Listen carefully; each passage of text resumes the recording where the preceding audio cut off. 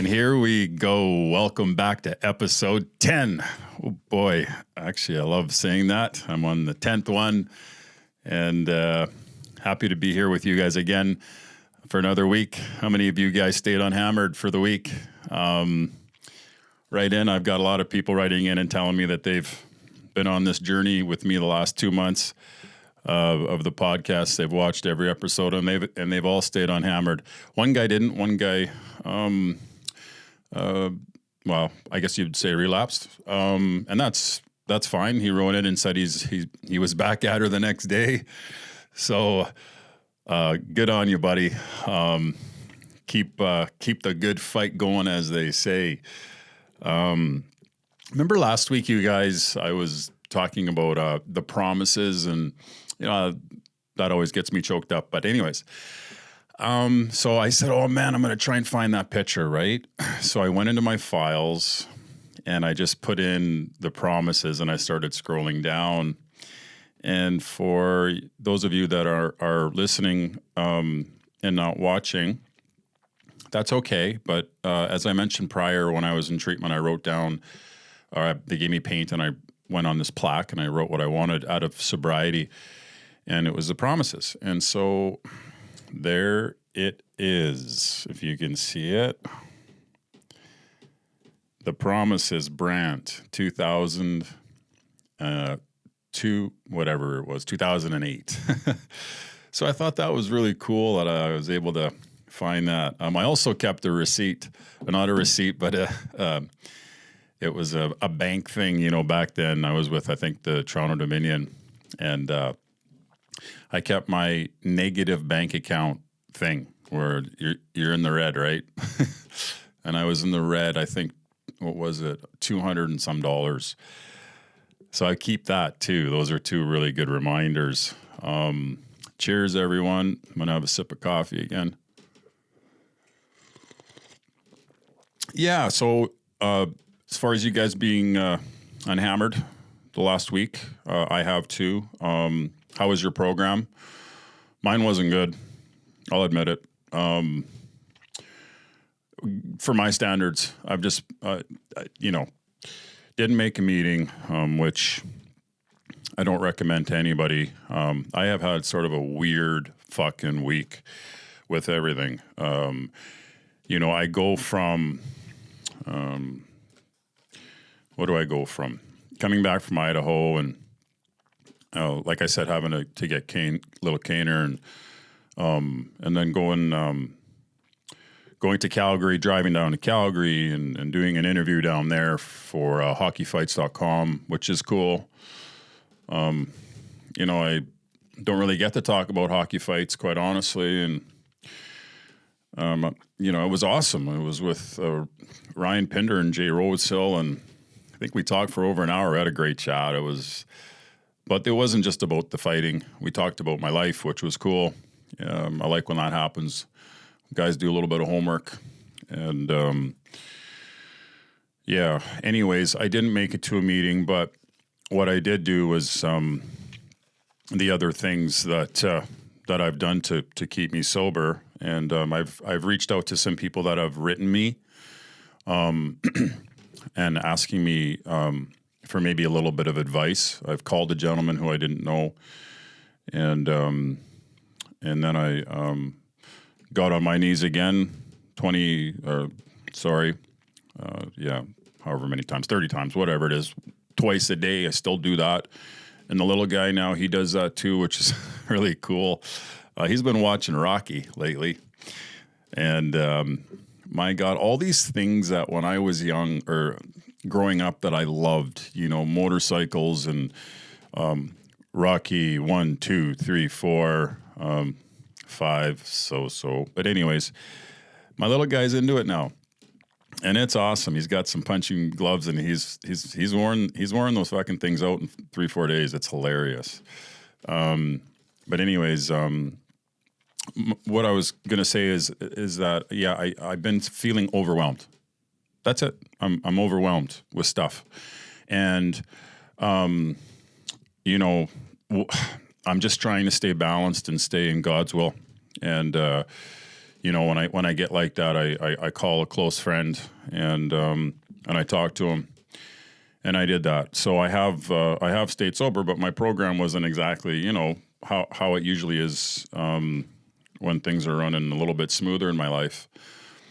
Not to say that I'm not grateful, because, you know, there would have been a time back in the day where financially, you know, I wasn't able to do this, and I'm able to do it. So again, guys, that's just a direct result of, you know, back to the promises.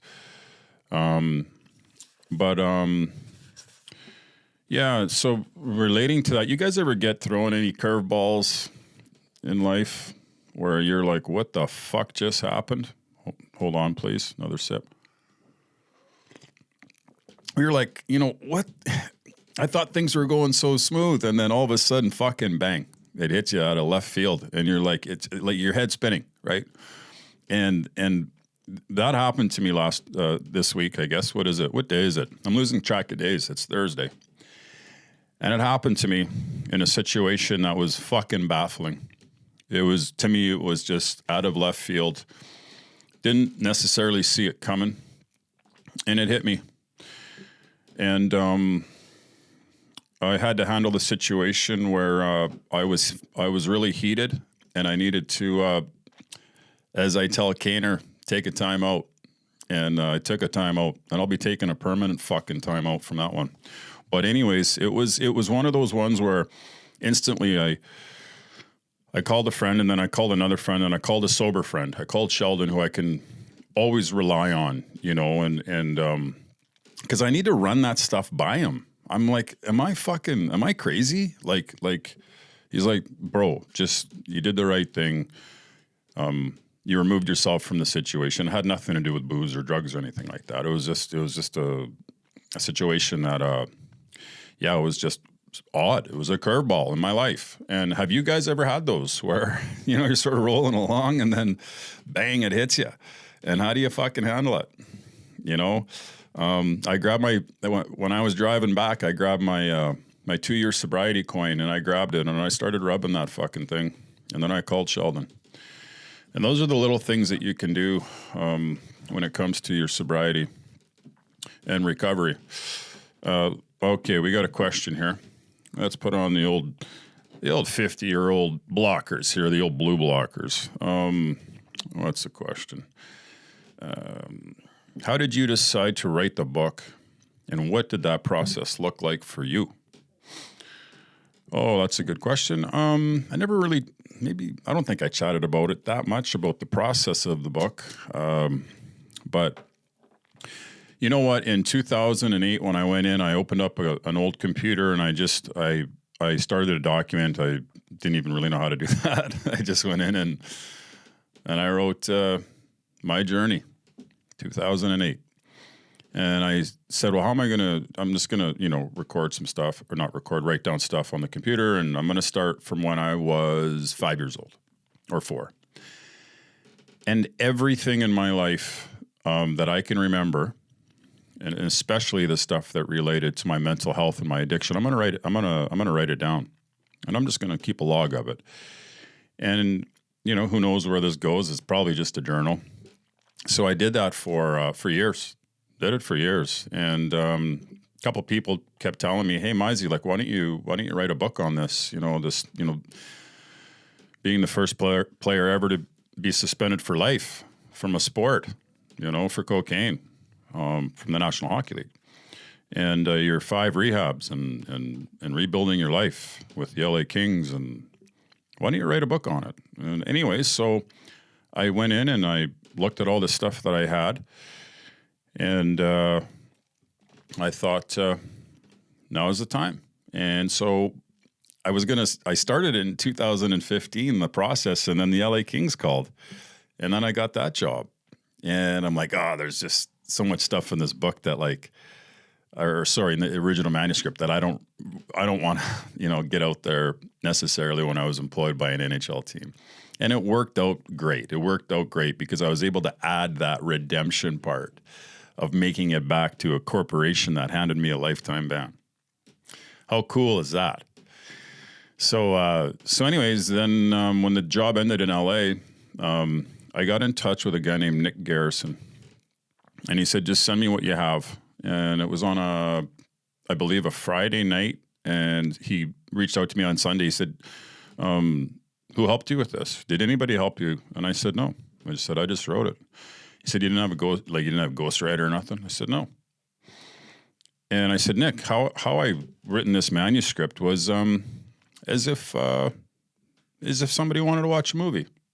He goes, what do you mean? I said, I don't know. I said, I got fucking hundreds of pages of stuff, and isn't that how you like do movies and stuff? So I wrote it out like if I was sitting watching a long movie, how would it play out? And that's what we did. And then all of a sudden, Nick took his wizard hands and he put his editing skills on this thing, and he sort of brought it to life. And that's how it happened. It was, the process actually, which was really nothing's ever painful when you're writing a book. Believe me, it's fun. But the editing process, man, that takes a long time. Then the lawyers get hold of it. They're like, maybe we should cross this out. What do you think? I'm like, yeah, that's a good one. Maybe we'll save that for another book.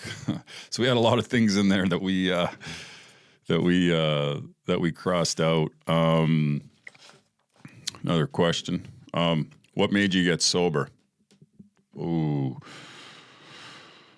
Wow, boy. What made me get sober? Accumulation of a lot of things. I would say, like, if you were going to boil it down, I'll tell you guys the story. But if you're going to boil it down, I was having a baby. And I've been a fucking loser up to that point. Loser, big time. And didn't want my daughter to have a loser dad. So that was a real big reason. It was Chloe in 2008. She was born on February 27th. I went into a treatment around the 22nd of February, I believe. Something like that. But anyways, Tina, yes. And then again, I felt like such a fraud in my life, and I was so full of shame. And we'll talk about the night, how it all happened. The night was February 17th, 2008, and I was at my sister Cher's house with her husband Donovan, and the kids were over. And I joke about this, and I might have said this in another podcast, but who cares? This is my podcast, so I'll talk about it. I say a drug dealer saved my life, and his name was Kenny. And this man, when I say saved my life, anybody that's done cocaine, you'd realize that, like, when you're hammered drunk and you do a fucking line of blow, you're sober within, like, I don't know, 10 minutes, 5 minutes. So for the prior year and a half, 2 years, I was never drunk. I was always just like doing blow. So I text Kenny. I said, "Hey, I'm going to be at Cher's. I'm at a barbecue. I need an 8-ball. Hurry up." Look at my phone, pour myself a cocktail. Nothing. And I'm telling you, this guy returned my text messages within under 5 minutes for a year and a half. I go, what the fuck? What's going on with this guy? Hey, Kenny, it's Mizey. Where are you, man? I need some Coke. Nothing. Fucking radio silence. So I compensate now at this point. And now I don't know. I think it's around 7 o'clock at night. And there's kids that are there. And, oh boy, I don't remember a lot. What I do remember is what I was told from the police and from my sister and the pictures that were taken. I blacked out at around 7:30. I drank they had airplane bottles of stuff in the freezer. They were all gone. And from what I understand, I had a knife out. I had a butcher knife out, and I think it was against my stomach. And my sister said that I said, I might as well just fucking do it and get it over with.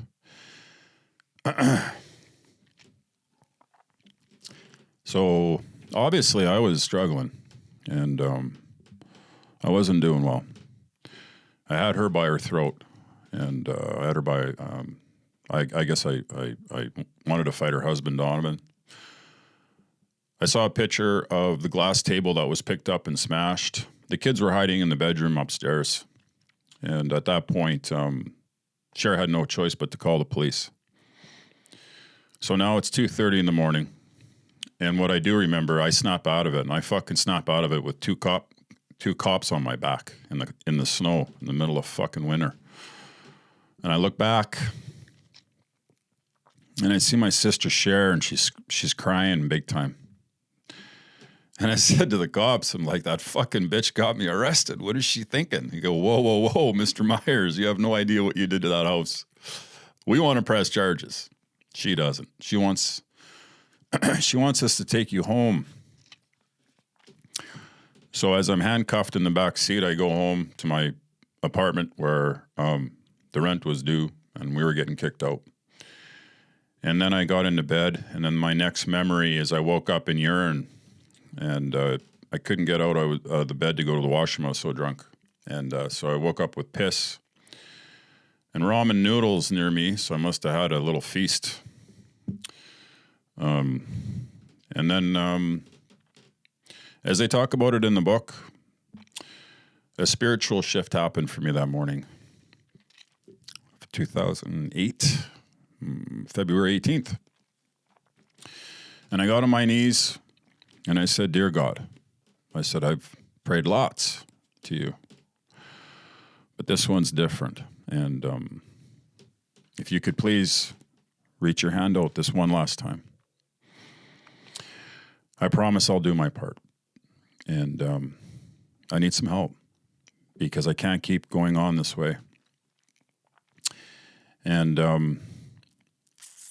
I cried. I didn't cry. I bawled. I bawled for like an hour and a half. I've never had that in my life where I couldn't stop crying. And what do you know? We talk about those nuggets in sobriety, right? God. Well, my phone rings the next day, and it's the National Hockey League. It's the same league that has just suspended me 4 times and put me in rehab and said they were done with me.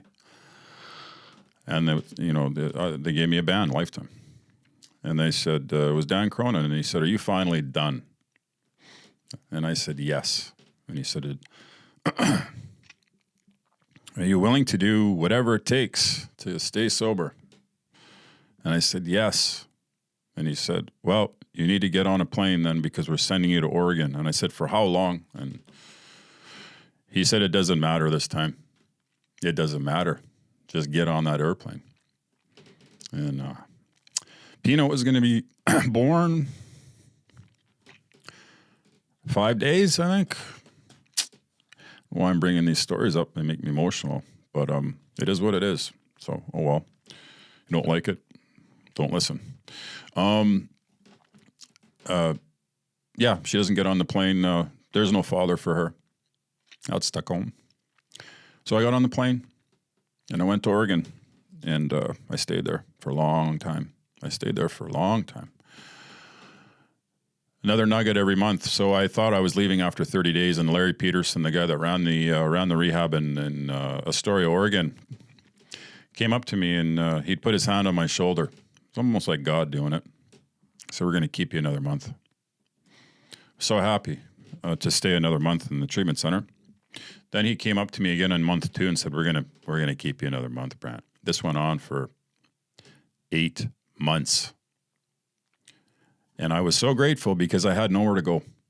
I had nowhere to live. And I stayed in Astoria for 8 months, and I got to see Chloe for the first time 8 months later. And we'll talk about that experience maybe next podcast or one after that. That's what made me get sober. Talk about being grateful for my sobriety. What's your favorite part of your sobriety, everyone? Tell me this one. I'll tell you my 2 favorite parts. One more sip of coffee, please. My 2 favorite parts of sobriety. Ready? The morning and bedtime. I fucking love them. I love it. Woke up this morning with my son. The sun was shining. The birds were chirping for the right reasons, as you know. Any of you that have done blow. They were chirping for the right reasons. I actually like to listen to birds now. Fucking hated them before. Hated them. Hated the sound of birds in the morning. I love it now.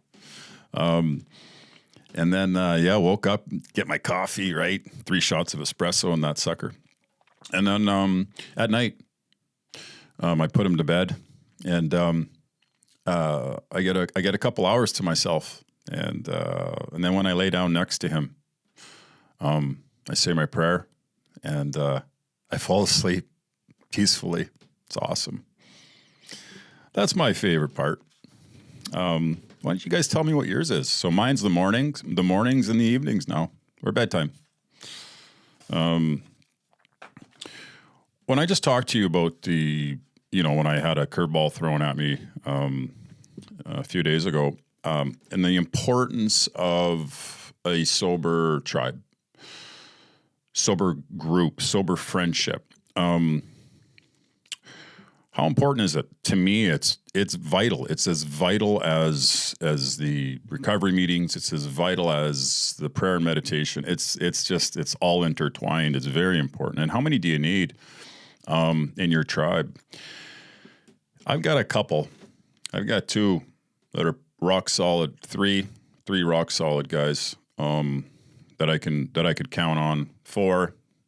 Yeah, four. I got four. That would probably fly here tomorrow if I asked them to. They don't live in Canada. They'd fly here next fucking day. How many do you have in your tribe? You need a tribe, you guys. You need somebody that walks the walk, right? Talks the talk, walks the walk. You need that. So I've got maybe 4 in my tribe. How many you guys got? Let's see. Okay, I think what we're going to do right now is we are going to talk about step 1 of Alcoholics Anonymous. We admitted we were powerless over alcohol. Let's add in NA too, and cocaine or drugs, and that our lives have become unmanageable. You need to get this one. You need to fucking admit 100%. This ain't a 99%er step. It's 100. You got to believe step 1 before you get to 2. Who cares to admit complete defeat? Wow, that's our first fucking line on this thing. Who cares to admit complete defeat? Nobody. You think I did? A guy that had 250 fucking fist fights and made a living doing it? You think I wanted to admit that I was defeated? By what?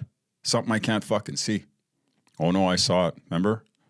February 17th, 2008, I saw it. It was way stronger than me. Way fucking stronger. Practically no one, of course. Every natural instinct cries out against the idea of personal powerlessness. It is truly awful to admit that. Glass in hand, we have warped our minds into such an obsession for destructive drinking that only an act of providence can remove it from us.